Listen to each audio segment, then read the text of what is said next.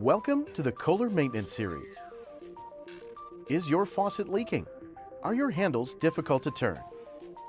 This maintenance project demonstrates how to replace a two-handle UltraGlide valve for kitchen faucet. It should take approximately 30 minutes to complete this project.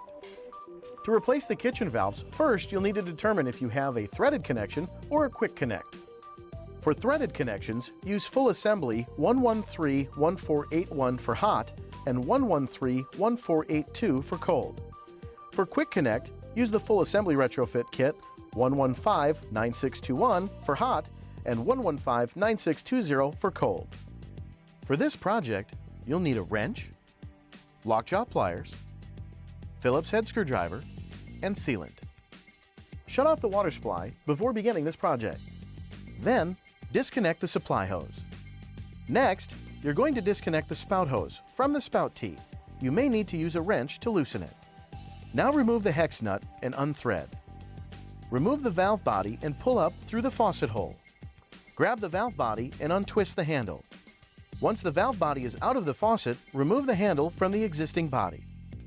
Assemble the handle to the new body and attach the spout hose.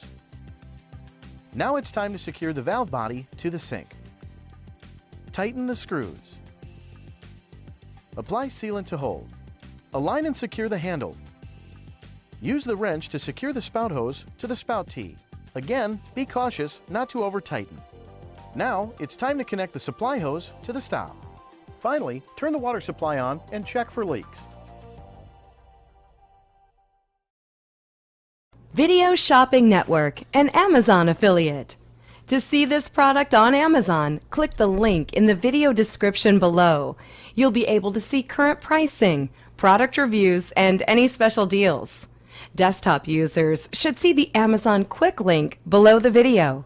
Mobile users will need to click the little down arrow below the video first.